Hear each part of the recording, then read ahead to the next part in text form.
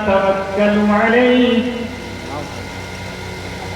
ونعوذ بالله من شرور أنفسنا ومن سيئات أعمالنا من يهده الله فلا مضل له ومن يضلله فلا هادي له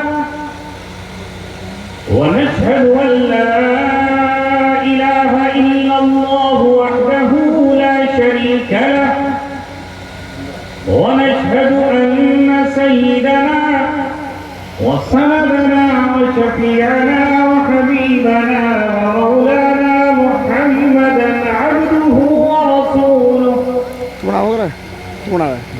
صلى الله عليه وعلى آله وصحبه وسلم تسليما كثيرا كثيرا أما بعد قال الله تبارك وتعالى في كتابه الكريم إن الدين عند الله الإسلام قال رسول الله صلى الله عليه وسلم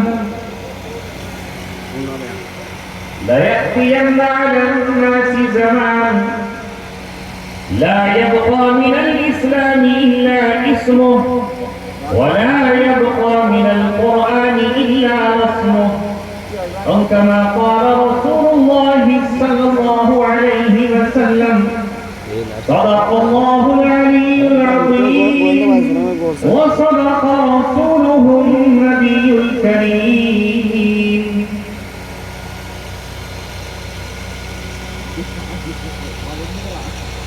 محبت کا جنون باقی نہیں ہے محبت کا جنون باقی نہیں ہے مسلمانوں میں خون باقی نہیں ہے صفیں کٹ دل پریشان سجدے بیزار کہ جذبے اندروں باقی نہیں یوں تو سید بھی ہو مرزا بھی ہو افغان بھی ہو تم سبھی کچھ ہو بتاؤ کہ مسلمان بھی ہو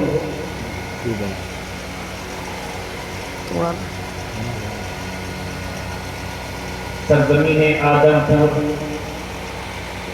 جو میرے لیے کوئی نئی بستی نہیں ہے اور میں آپ کے لیے کوئی نیا شخص نہیں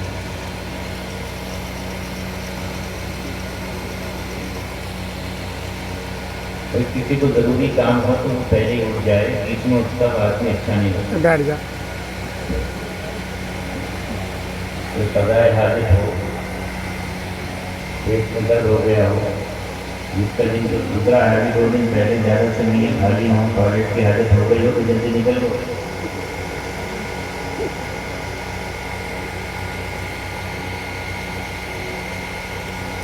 اگر کوئی آوا نا مجھے پیچھے کر دے میرے بیچ میں اٹھنا پھر مناسب نہیں ہے ابھی بھی اجازت ہے کہ لوگ اٹھنا چاہ رہے ہیں اٹھ جائیں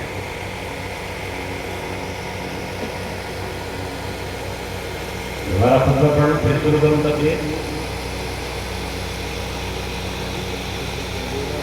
دوبارہ پڑھوں خطبہ الحمدللہ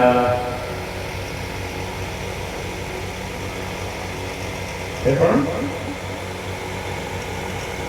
کچھ تو بولو بھائی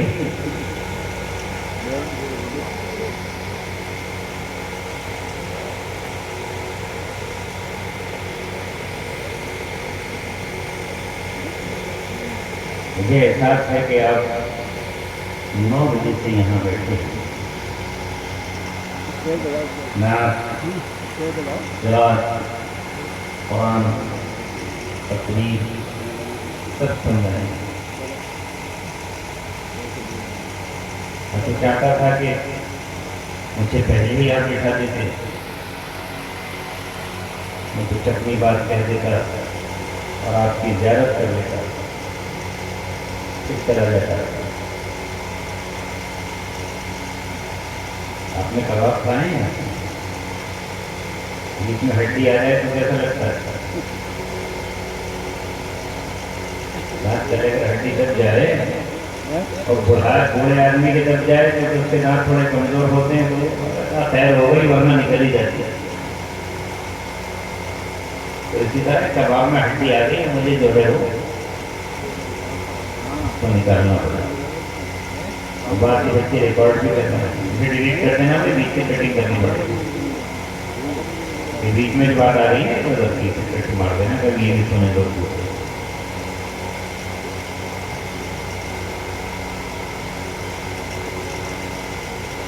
میں کیا کہنا چاہ رہا تھا اور بات کہاں سے کہاں پہنچ گئی. میرے لیے یہ بستی اجنبی نہیں ہے اور میں آپ کے لیے اجنبی نہیں ہوں. لیکن کئی سالوں کے انتظار کے بعد اور بہت زیادہ اشتیاق کے بعد کتنی دعاؤں اور لاتعداد فریادوں کے بعد پھر اللہ تبارک و تعالیٰ نے ہمیں اور آپ کو ایک دوسرے کے قریب کیا. جو انتظار آپ کو تھا جس اشتیاق میں آپ تھے آپ سے لاکھوں گنا زیادہ مجھے انتظار اشتیاق تھا اس گھڑی کا جب میں اپنے علماء کے بیچ جاؤں ان جیسے حضرات کے درمیان پہنچوں اس مجلس میں پہنچوں جہاں حافظوں کے سر پر تاج دستار فضیلت رکھ کر میں ان کی دعاؤں کا مستحق بن جاؤں. میں اپنی آخرت کے لیے آپ کے جلسے سے کچھ کما کر لے جاؤں. اللہ رب العزت نے یہ رات یہ دن یہ گھڑیاں مبارک صاحب نے ہمیں عطا فرمائی ہیں. میں آج آپ کے بیچ ایسے ماحول میں داخل ہوا ہوں جہاں اپنے نوجوانوں کو دیکھ کر بزرگوں کو دیکھ کر اور نوجوانوں کی بے اعتدالیوں کو دیکھ کر سڑک پر چلتے ہوئے نوجوانوں کے کردار کو دیکھ کر دل خون کے آنسو ہوتا ہے اور دل کانپ اٹھتا ہے جسم تھرا اٹھتا ہے. رات کی تنہائیوں میں آنسو آتے ہیں رکنے کا نام نہیں لیتے. میرا نوجوان کہاں پہنچ گیا دیکھو ماحول کہاں سے کہاں پہنچا. آج سے 1450 برس پہلے اس قرآن مقدس نے اس قرآن کی قسم رب اس کتاب کی قسم اللہ تبارک و تعالیٰ کی جلالت شان کی قسم اس کی کبریائی کی قسم اس کی بڑائی کی قسم اس کے عزت و شرف کی قسم اس قرآن نے ہمیں آسمان کی بلندیوں سے اوپر لے جا کر ہمیں یہ بتایا تھا کہ ہم سے نہ کوئی اعلیٰ ہے نہ کوئی افضل ہے نہ کوئی برتر ہے نہ کوئی ہم سے فضیلت میں زیادہ ہے. نوری حضوری تیز سپاہی جبریل ہمارے لیے اس کتاب کو آسمان سے لے کر آئے. فرشتے ہماری دعاؤں پر آمین کہنے کے لیے تیار رہتے ہیں. عرش اعظم کو اٹھائے ہوئے ملائکہ اور فرشتے ہمارے لیے مغفرت کی دعا کرتے ہیں اور ہمارے دشمنوں کے لیے اللہ کے باقیوں کے لیے ہمیں ستانے والوں کے لیے ہمارے لیے برے ارادے رکھنے والوں کے لیے ملائکہ اللہ سے انتظار کرتے ہیں اور پوچھتے ہیں مولا بتا کب اس زمین کو رکھ دیں کب اس پر سمندروں کو چڑھا دیں اور کب ہم آسمان سے انگارے برسا دیں کب ہم طوفان چلائیں اور کب ہم آندھیوں کو حکم دیں کہ وہ ان کو ملعون کر دیں. تمہارا یہ مقام ہے اور یہ درجہ مگر وہی بات جو علامہ اقبال نے اس وقت مجھ سے اور آپ سے کہی تھی کچھ قدر تو نے اپنی نہ جانی یہ بے نگاہی یہ کم سوادی یہ بے نگاہی تو نے نہیں پہچانا کہ تو رب کا کتنا محبوب ہے تو اللہ کا کتنا چہیتا ہے تو اللہ کا کتنا پیارا ہے. اللہ رب العزت تجھے بار بار پکارتا ہے اگر اس کو تجھ سے پیار نہ ہوتا تو اللہ رب العزت تجھے محمد رسول اللہ کے در پر نہ لے کر جاتا. اللہ تبارک و تعالیٰ تجھے لا الہ الا اللہ محمد رسول اللہ کہنے کی توفیق نہیں سجدے تھا. اگر اس کو تجھ سے پیار نہیں ہوتا تو تو موسیٰ علیہ السلام کی امت بنی اسرائیل بھی ہو سکتا تھا, تو فرعون کی اولادوں میں سے قبطی بھی ہو سکتا تھا. اگر اللہ تبارک و تعالیٰ چاہتا تو قابیل کا لشکر بھی ہو سکتا تھا. اللہ رب العزت چاہتا تو نمرود کے لشکر میں ہو سکتا تھا. تو فرعون کی فوج کا حصہ اور حامان کی طرح اس کا وزیر بھی ہو سکتا تھا. مگر اللہ نے تم سے اتنی محبت کی کہ تمہارا انتخاب کیا آخری پیغمبر کا امتی ہونے کے لیے, اور تمہارا اللہ رب العزت نے انتخاب کیا اس کتاب حکمت کو تمہیں دینے کے لیے.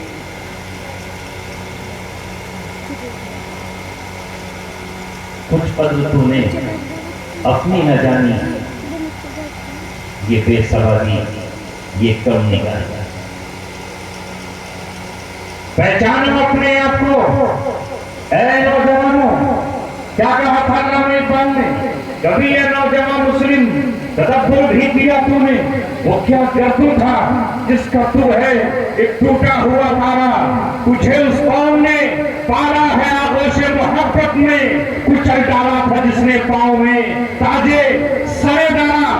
درد میں کیا کہوں تجھ سے کہ وہ صحرا نشی کیا تھے, جہاں بانو جہاں گیرو جہاں دارو جہاں مارا. اگر چاہو تو رخصا کھینچ کر الفاظ میں رکھوں, مگر تیرے تخیل سے گزر ہے وہ نظارہ. تجھے آواز سے اپنے کوئی نسبت ہو نہیں سکتی کہ تو وہ تار وہ کردار, تو ثابت وہ سیارہ.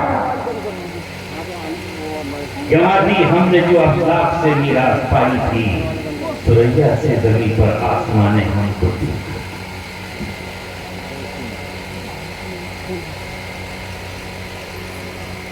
کل جب ایک صحابی نے محمد رسول اللہ صلی اللہ علیہ وسلم سے پوچھا اور سوال کیا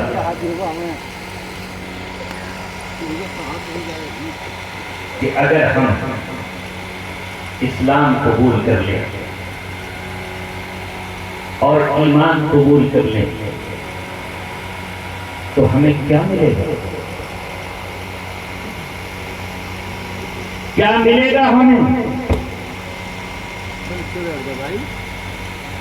اللہ کے رسول صلی اللہ علیہ وسلم نے اس موقع پر کہا,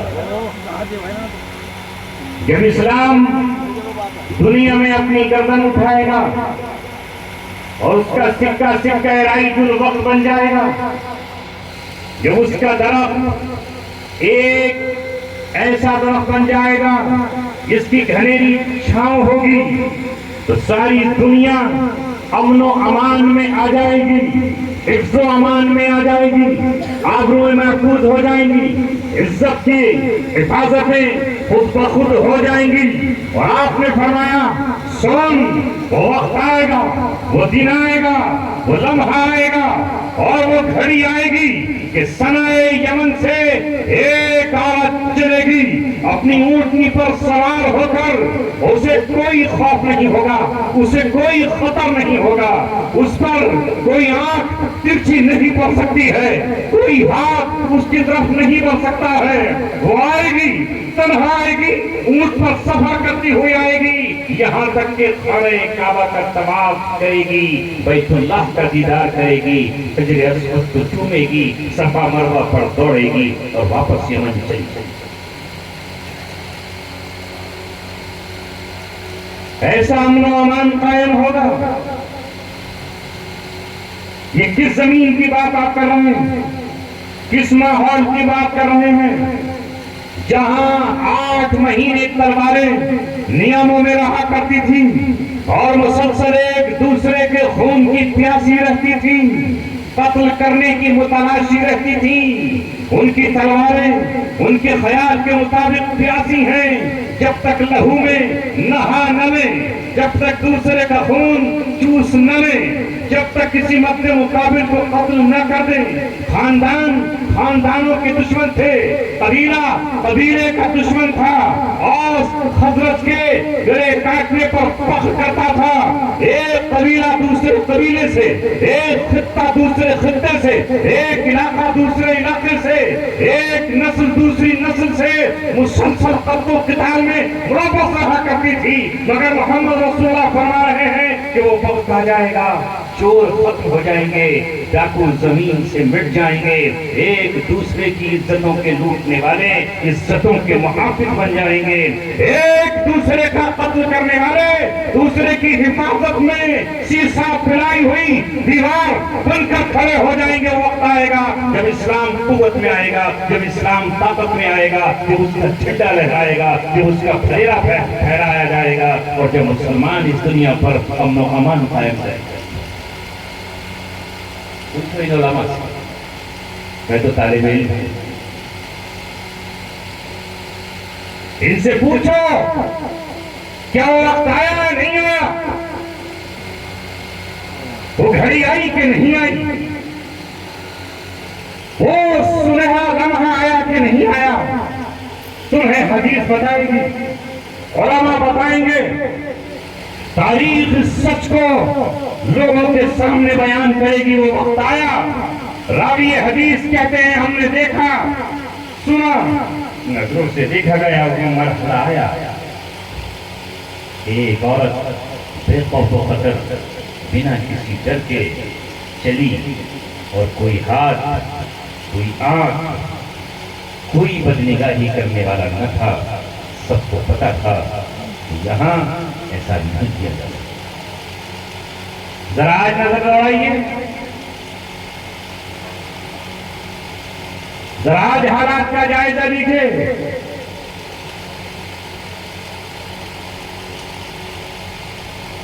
کیا عزتوں کو خطرہ لاحق نہیں ہے؟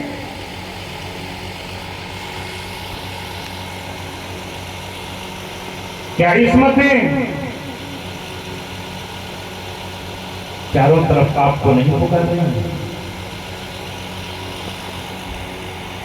کہاں ہے دنیا میں امن کا درس دینے والے؟ کہاں ہے عزتوں کے رکھوالے؟ کہاں ہے مظلومہ کے سر پر ہاتھ رکھ کر سارے جہاں سے یہ کہنے والے کہ ہم مظلوموں کے ساتھی ہیں؟ کہاں گئے اس قرآن کو پڑھنے والے؟ کہاں گئے اسے سینے سے لگا کر اس کا پیغام دنیا کو دینے والے؟ اس قرآن نے کہا تعاونوا علی البر والتقوی ولا تعاونوا علی الاثم والعدوان۔ نیکی پر اور تقوی پر ایک دوسرے کی مدد کرو، ظلم پر اور گناہ پر اور زیادتی پر کسی کا ساتھ مت دو۔ کیوں آیا تھا یہ قرآن؟ کس لیے نازل کیا گیا؟ اور اس قرآن کے نازل ہوتے ہی عبداللہ کے در یتیم نے، جب محمد رسول اللہ صلی اللہ علیہ وسلم نے اپنی نبوت اور رسالت کا اعلان کیا، تو کیا مکے کی وادیاں، طائف کے رہنے والے اور مدینے میں بسنے والے، اطراف میں رہنے والوں نے اس محمد رسول اللہ کی مخالفت نہیں کی؟ کیا ان کے خلاف نہیں ہو گئے؟ خاندان مخالف ہو گیا، کنبہ ناراض ہو گیا، قبیلہ دشمن ہو گیا۔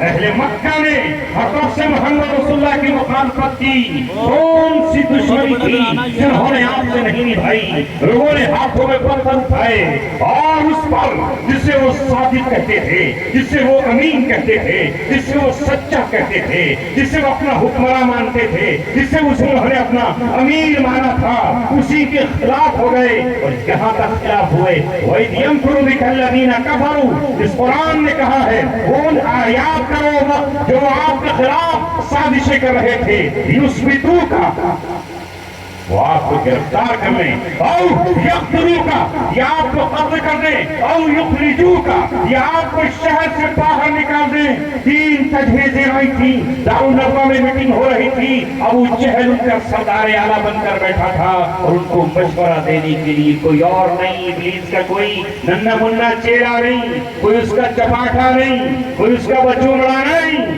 بلکہ خود ابلیس اعظم، ابلیس اکبر خود اس مجلس میں شامل ہوا تھا۔ نجدی شیخ بن کر آیا تھا، پگڑی باندھ کر آیا، داڑھی بن کر آیا، ہاتھ میں عصا لے کر آیا، اور اور اس طرح بن کر آیا جیسے یہ کوئی شیخ العرب والعجم ہو، اور اس نے اس مجلس میں خود بخود شرکت کی تھی، ان تجویزوں پر اس نے منع کیا تھا کہ نہیں محمد رسول اللہ کو گرفتار کرو گے تو ان کے دیوانے، ان کے چاہنے والے، ان کے مت والے، ان سے محبت کرنے والے، ان کے اشاروں پر اپنے لہو کو نچوڑ کر رکھ دینے والے محمد کو کسی قلعے میں، کسی دیوار کے پیچھے، کسی زنجیر میں، کسی لوہے کی سلاخوں کے پیچھے ہرگز ہرگز نہیں چھوڑیں گے۔ یہ تمام سلاخیں توڑ ڈالیں گے اور تمام دیواروں کو پھاند کر محمد رسول اللہ کو آزاد کرا کر لے جائیں گے۔ کہا تھا کہ نہیں؟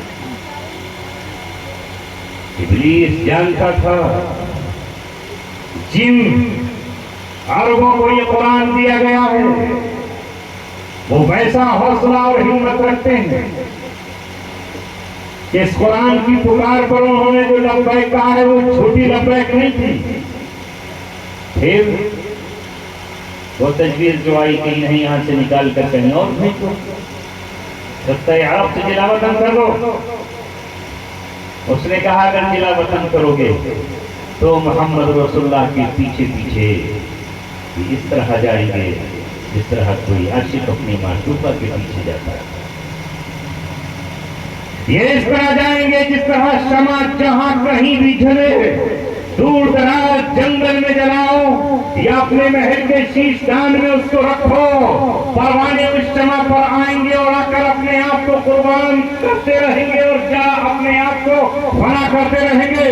یہ اس بات سے بیگانہ ہے کہ ہمیں مکہ سے کہاں جانا پڑے گا، ان کے دیوانے وہیں پہنچ جائیں گے اور اس کے پاس جو کلام ہے، اس کے پاس جو علم ہے، اس کے پاس جو اللہ تبارک و تعالیٰ کی دی ہوئی زبان قرآن کی شکل میں موجود ہے، ہر ساحر کا سحر پگھل جائے گا، ہر جادوگر کی جادوگری اس کے سامنے مان اور خاک پڑ جائے گی، جل کے راکھ ہو جائے گی۔ یہ جہاں پہنچے گا وہاں اس کے دیوانے اور اس کے مستانے ایسے ہی تیار ہو جائیں گے جیسے سرزمین عرب میں تیار ہو۔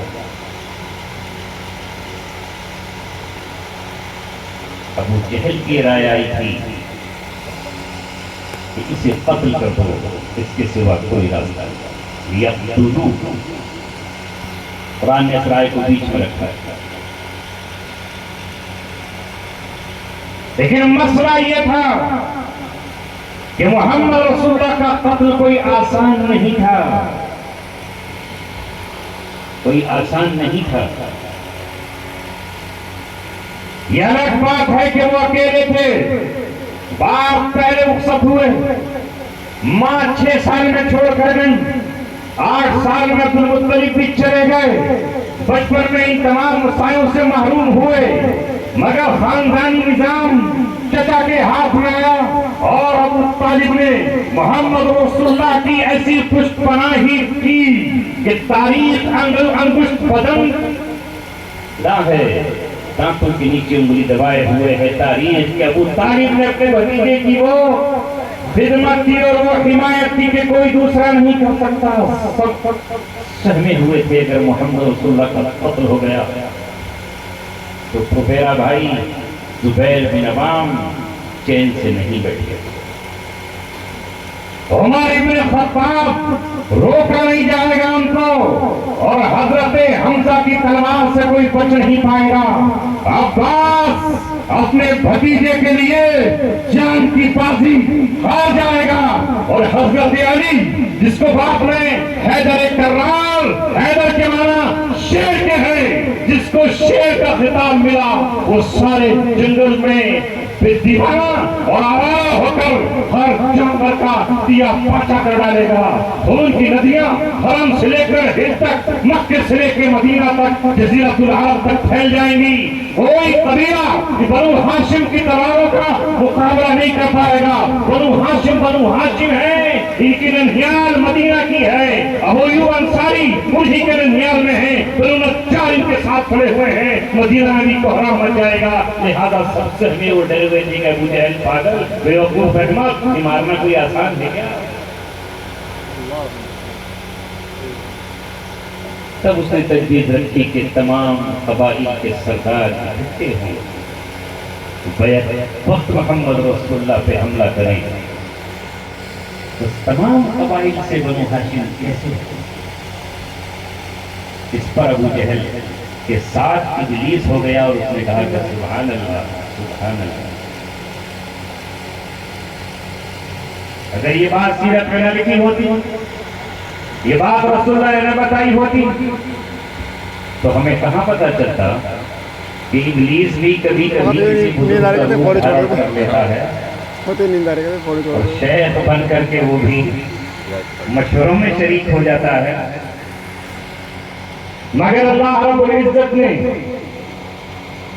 حفاظت کی اپنے محمد کی، اپنے پیغمبر کی، اور آپ کو حفاظت رکھا. اس گفتگو کا مطلب صرف یہ ہے کہ وہ جن کے ہاتھوں میں قرآن تھا، جن کو ملا، انہوں نے اس کا حق ادا کیا. آج کے اے نوجوانوں، اے بزرگوں، اے مسلمانوں، اے اسلام کا دم بھرنے والوں، یہ قرآن آج ہم کو پکار رہا ہے. اسی قرآن میں کل دنیا کی تقدیریں بدلی تھی اور ابتدائی مراحل سے گزرنے کے بعد جب سن 8 ہجری آتا ہے اور مکے کا فتح کا اعلان ہونے والا ہے، اس وقت اس قرآن نے کہا تھا اذا جاء نصر اللہ والفتح، جب اللہ کی مدد آئے گی اور فتح ہو جائے گی. جب اللہ کی مدد آئے گی اور فتح ہو جائے گی، کون سی فتح؟ مکہ فتح ہو جائے گا. يدخلون في دين الله افواجا. ورأيت الناس، آپ لوگوں کو دیکھیں گے، يدخلون في دين الله افواجا، لوگ فوج کی فوج، قبیلے کے قبیلے، جوک در جوک ایمان میں داخل ہو رہے ہوں گے. خبر آئے گی آج اہل طائف نے ایمان قبول کر لیا، خبر آئے گی آج خنا قبیلے نے اسلام قبول کر لیا، آج وہ سردار آیا ہے اس نے اسلام قبول کر لیا. مکہ فتح ہو جائے گا، اللہ تبارک و تعالیٰ کی نصرت آئے گی، اور آئی کیونکہ اللہ نے جو وعدہ کیا ہے اس کا وعدہ سچا ہے.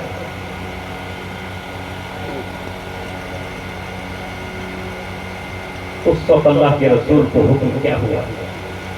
جب یہ ہو جائے، مدد آ جائے، آئی نہیں ہے بھی آ جائے، مکہ فتح ہو جائے، فسبح بحمد ربک، آپ اپنے رب کی تسبیح کے ساتھ، اپنے رب کی تعریف کے ساتھ تسبیح بیان کیجئے گا. آپ تسبیح بیان کیجئے گا.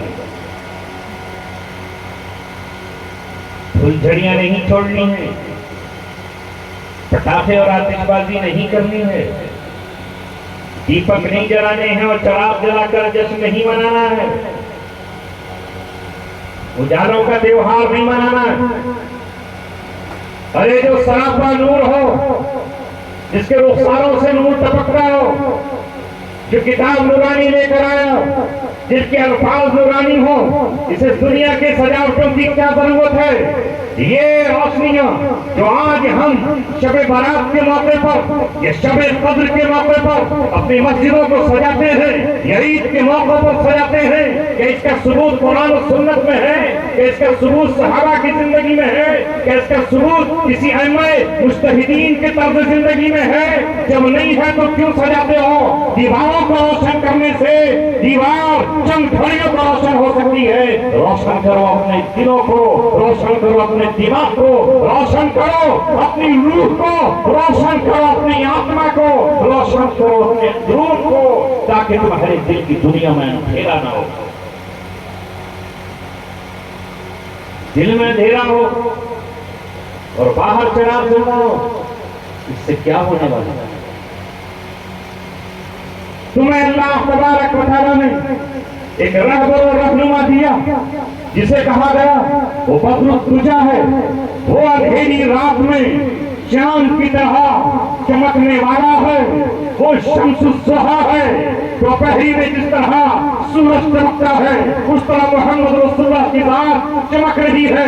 میرے رسول نے فرمایا یہ وہ شریعت ہے جس کے دن بھی روشن ہیں، جس کی راتیں بھی روشن ہیں، جس کی صبح بھی جگمگاتی ہے اور جس کی راتیں بھی جگمگائی ہوئی ہیں۔ اس قوم کو سنت کو کیا ضرورت ہے کہ وہ دوسروں کی نقالی کرے، وہ دوسروں کے پیچھے بھیک مانگتی ہوئی جائے اور کہے طریقہ اپنا ہمیں عطا کر دو۔ وہ امت کیوں جائے دوسروں کے پاس؟ تمہارا نبی تمہیں یہ بتا کر چلا گیا کہ کھانا کس طرح کھانا ہے، کتنی انگلیوں سے کھانا ہے، کون سے ہاتھ سے کھانا ہے، وہی بتا کر چلا گیا کہ جب پانی کے قطرے پیو تو کس طرح تمہیں پانی پینا ہے، کھڑے ہو کر پینا ہے یا بیٹھ کر پینا ہے۔ اس نے سونے کا طریقہ تمہیں بتایا ہے کہ کس طرح تمہیں سونا ہے، اس نے بتا دیا ہے تمہارا لباس کون سا ہونا چاہیے، لباس کی شرطیں کیا ہو، اس نے ایک طریقہ بتا دیا۔ یہاں تک کہ تمہیں قضائے حاجت کرنا ہے، اس طریقے سے فارغ ہونا ہے تو کون سے پیر پہ زور دینا ہے، اور بیت الخلا میں کون سا قدم پہلے رکھنا ہے اور کون سا قدم بعد میں رکھنا ہے، اور جاتے وقت کون سی دعا پڑھنی ہے اور واپسی پر کس دعا کا اظہار کرنا ہے۔ کہ تمہارا نبی یہ باتیں بتا کر چلا گیا، مگر ہائے وہ قوم جس کے پاس سب کچھ تھا۔ جب اللہ کے رسول نے یہ ہدایات دی تو اس وقت اسلام کے دشمن ایک یہودی نے یہ بات کہی، تمہارا پیغمبر کتنا چھوٹا، کیسی چھوٹی باتیں کرتا ہے، نچلی سطح کی باتیں کر رہا ہے، بتاؤ پیشاب اور پخانے کے طریقے تم کو بتاتا ہے، تمہیں شرم نہیں آتی؟ اس نے اس بات کو توہین کے طور پر کہنا چاہا اور اس نبی کے غلام کا دماغ پھیرنا چاہا، اس کے دماغ میں ہلچل مچانا چاہیے کہ اسلام سے واپسی کر لے، لیکن اس نبی نے کہا دیوانے، او مجنو، او پاگل، او ایڈیٹ، او موٹ، او کہیں کے بیوقوف احمق انسان، میرا نبی وہ ہے جو ہمیں ہر طریقہ بتاتا ہے، یہ طریقہ بھی ہمیں ہمارا نبی بتاتا ہے کہ تمہارے فائدے کے لیے، تمہارے نفع کے لیے، تمہیں نقصان سے بچانے کے لیے اس طریقے کے وقت بھی تمہیں کون سا طریقہ استعمال کرنا۔ آج ہم شرما جاتے ہیں۔ کیا کہا؟ جاؤ ذرا بیت الخلا، تو کیا پڑھو؟ بچے میں سے کوئی بتا سکتا ہے؟ بچہ تو بتا ہی دے